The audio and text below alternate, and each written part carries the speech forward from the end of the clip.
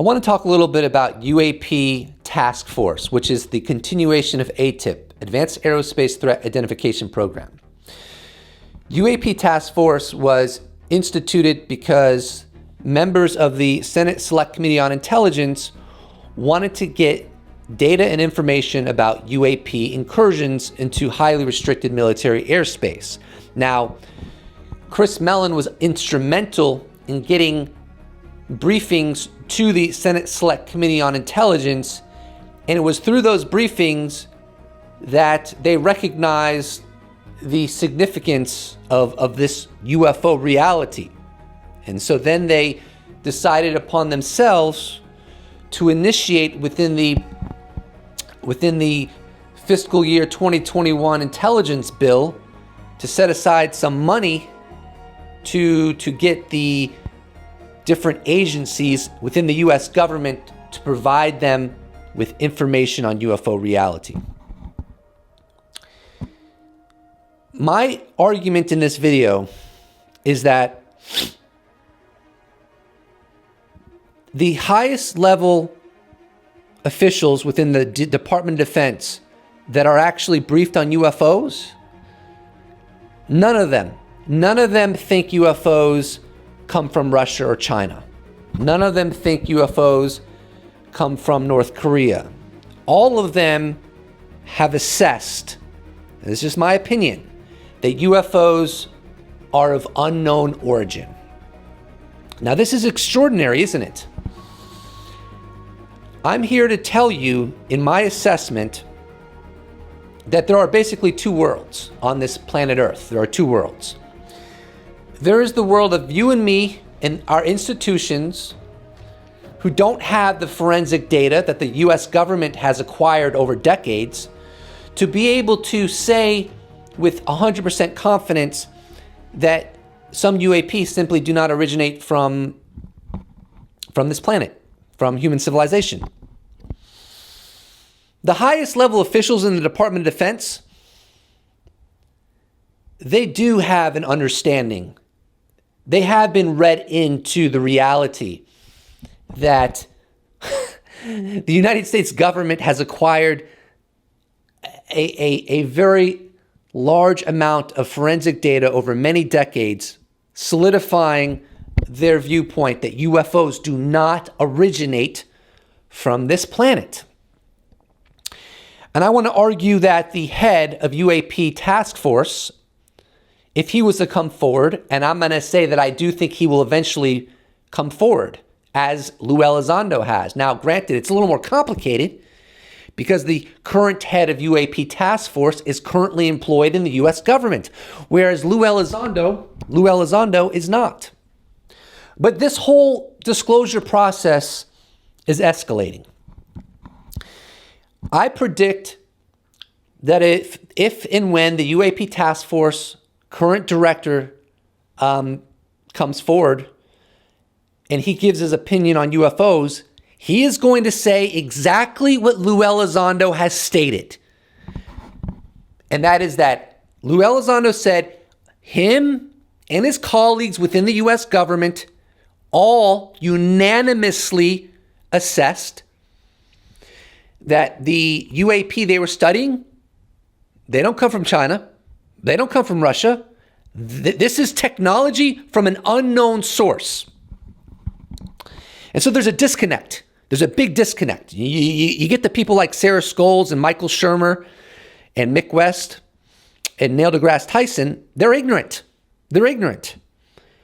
They believe that UFOs are almost certainly prosaic.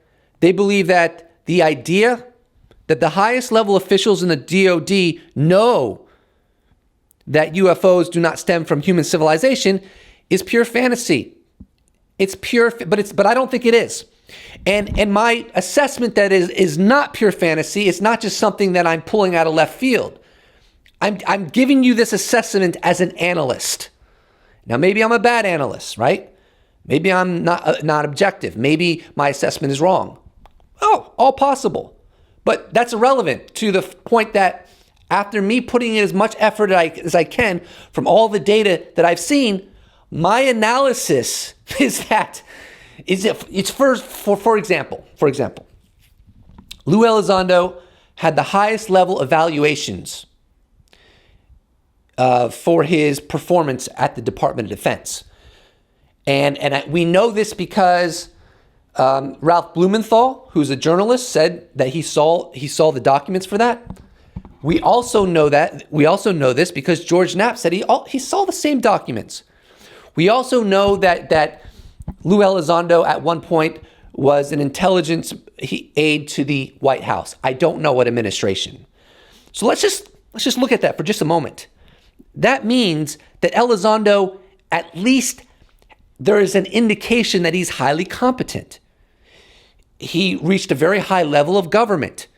He was an intelligence officer. He was trusted by people in the Department of Defense. So when a guy like that says, yeah, when I was working for ATIP, and he says, me and my colleagues all came to the unanimous conclusion that UAP do not stem from human civilization, you have got to be an absolute ignoramus to just brush that off. Now, you can be skeptical. You can be like, maybe, and that's fine. But that's not what a lot of like people like Shermer or Mick West do. They brush it off because they absolutely brush it off, and they do it because they are convinced.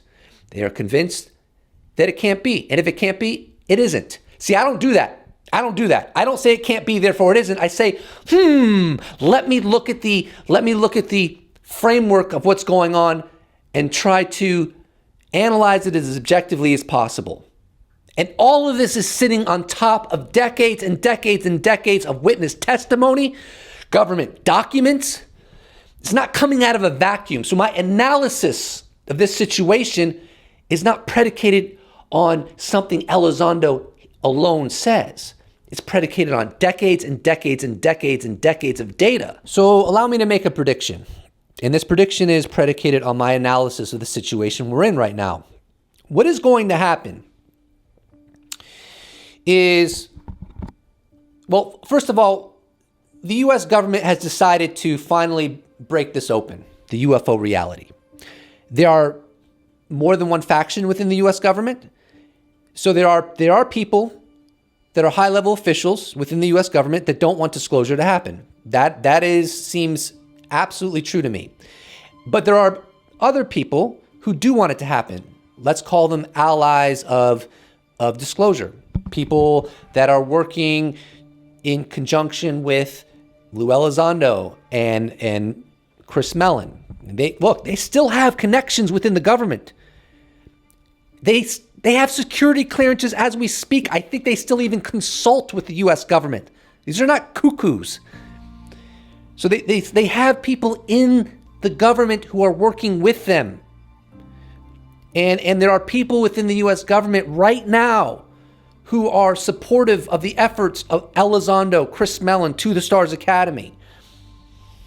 It is those people that are going to continue to keep the pressure on for this process to come to full fruition, which is the shift, which is we finally are allowed to be a party to what is true about our universe. Now you could say, well, why does the U.S. government have all the evidence? Why don't astronomers and engineers have the forensic data? Like, it's such a silly argument. First of all, I'm not going to rebut that right now because I'm not in the mood. But second of all, what if I told you I don't know?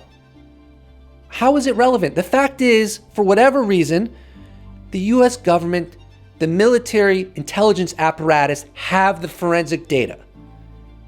All right? Period. They have it. They have the radar. They have the infrastructure. They have it. It's the way it is. We can parse that out later, but that's, to me, that is such a desperate attempt to dismiss or undermine where the evidence points. Where the evidence points 1,000 times over that they have it. Have you listened to what the military personnel have stated that were part of the USS Nimitz UFO event series? The radar operators, the pilots, they all say that the data exists. It's classified. You know what? Argue with them. Don't argue with me. Argue with all the other military personnel going back decades and decades that say the evidence that the forensic data exists. Argue with them. All right? I'm sick of it. They're not all lying. They're not all delusional. But as I was saying, and I just got sidetracked, this is a process that is unfolding, right? To the Stars Academy is not working by themselves. There are people inside government employed right now that are working with them and will continue to do so. And Elizondo has touched on this, that basically one of the reasons disclosure is happening now, or could be happening now, is because the price for withholding this information has actually well exceeded the benefit. So the price of holding this has well exceeded the price of coming clean about it. So secrecy has an expiration date, and if they continue to mislead their own citizens, then that's going to cost more than if they come clean at this stage in the game. But what I predict is going to happen is that what you see with Elizondo, that's a foreshadowing. That's a foreshadowing. I predict as this continues to move forward, more personnel from the U.S. government will come forward. Maybe the next one to come forward is the current head of UAP Task Force. But they're all going to say what Elizondo has said, and it's not because they're delusional or they lack critical thinking skills. It's because there actually is a disconnect where in the U.S. government, within the Department of Defense, they have high confidence we are not alone in the universe, and that some of these UAP do not originate from human civilization. And that's what's going to happen. More people from the U.S. government are going to come forward and mimic what Elizondo has stated. And eventually they'll give us more forensic data as well. But what are the skeptics going to say when that starts happening? You know, let's say that the head of the UAP task force comes public and says exactly what Elizondo has said. Now what? Now are the skeptics going to say, oh, this guy's delusional too? Once that bill gets passed, we have 180 days until the intelligence committees are given data on UFO reality, and there should be some of that should be made public. So we are going to get information from our own government about UFOs that we were never given before. And this is going to start a conversation. It's going to initiate conversation, and it's going to empower people currently employed in the U.S. government to be more transparent about what they know. So what are the skeptics going to say when that starts happening? It's going to be a very weird time, and there's going to be a lot of cognitive dissonance. But I'm holding to my analysis. That's all I got to say. The disclosure process is real. You can't put the genie back in the bottle. I don't know how long it's going to take, and it's not going to happen overnight. But what will happen in my assessment is that it's going to become clearer and clearer and clearer that the Department of Defense knows about this, that they've known about it for a long time. And they've decided that it was best not to bring it out into the public. And now that's changing.